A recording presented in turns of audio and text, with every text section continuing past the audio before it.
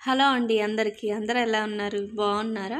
ఈరోజు మన ఛానల్లో మష్రూమ్స్ బిర్యానీ వండుతున్నాను. అంటే మష్రూమ్ బిర్యానీ అనొచ్చు, పలావ్ కూడా అనొచ్చు అనమాట. చాలా అంటే చాలా బాగుంటుంది. కుక్కర్లో చేశాను అనమాట, తొందరగా అయిపోద్ది. మీరు కూడా ట్రై చేయండి. ఇక్కడ బిర్యానీ రైస్ ఏనండి తీసుకున్నాను. ఈ బిర్యానీ రైస్ మా అమ్మాయి పెద్దమ్మాయి పెళ్ళి చేశాం కదా, అప్పుడు బియ్యం మిగిలినాయి అనమాట. అవి వాడుతున్నాను అప్పుడప్పుడు. ఇంకా కావాల్సినవన్నీ యాజ్ యూజువల్గానే మనం నాన్ వెజ్కి ఎలాగా మసాలా ప్రిపేర్ చేసుకుంటామో సేమ్ అలాగే ప్రిపేర్ చేసుకోవాలి. ఇంకా నేనైతే కుక్కర్ పెట్టేసుకొని 1 స్పూన్ నెయ్యి వేసుకున్నాను. అది కొంచెం వేడైన తర్వాత కొంచెం ఆయిల్ వేసుకున్నాను. 1 స్పూన్ ఆయిల్ వేసుకున్నాను. ఇదంతా వేడైన తర్వాత ఇప్పుడు మసాలా దినుసులు అయితే ఆయిల్లో వేసుకున్నానండి.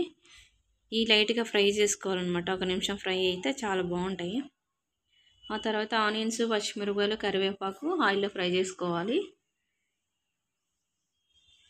ఈ గోల్డ్ కలర్ వచ్చేంత వరకు ఫ్రై చేసుకోవాలండి.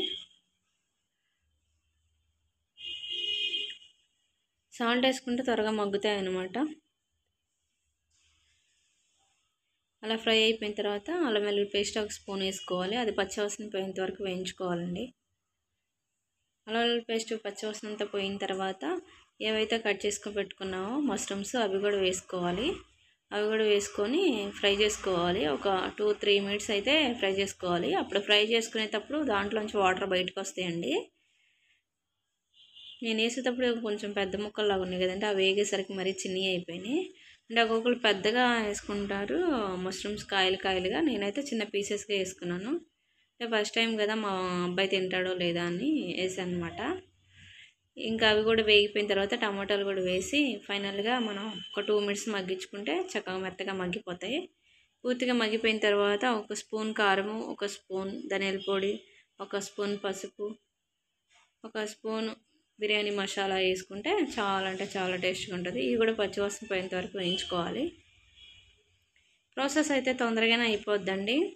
మీరు కూడా ట్రై చేయండి, చాలా బాగుంటుంది. ఎప్పుడు నాన్ వెజే కాకుండా వెజ్ కూడా ట్రై చేయండి. అది ఇలా ట్రై చేయండి, చాలా బాగుంటుంది అనమాట.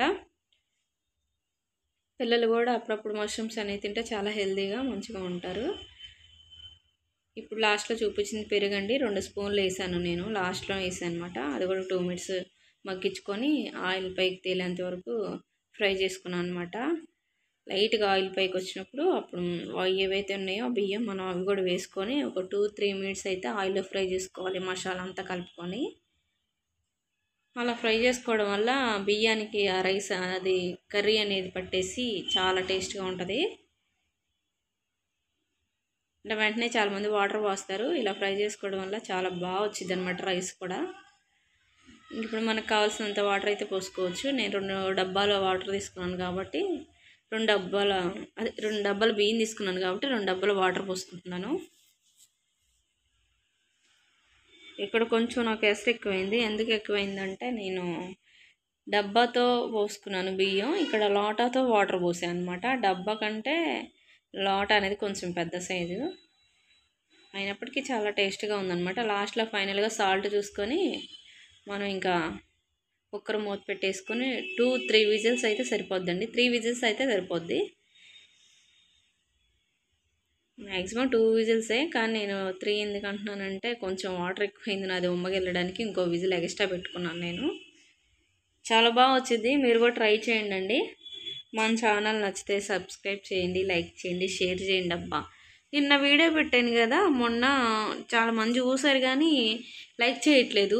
లైక్ చేయండి ప్లీజ్. అబ్బా, మీరు లైక్ చేస్తేనే చాలా మందికి రీచ్ అవుతుంది అనమాట.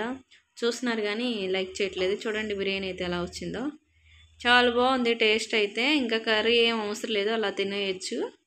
నేనైతే పెరిగేసుకొని తిన్నాను కాడు, మా అబ్బాయి కూడా పెరిగేసుకొని తిన్నాడు. కొంచెం రైస్ తినేసి మిగతా అది పెరిగేసుకొని తిన్నాం. చాలా బాగుంది పెరుగులో అయితే. రైతా అంటారు కదా, రైతా. సబ్స్క్రైబ్ చేయండి ప్లీజ్ అండి, లైక్ చేయండి. సూపర్గా ఉంది, మీరు కూడా ట్రై చేయండి. Bye friends.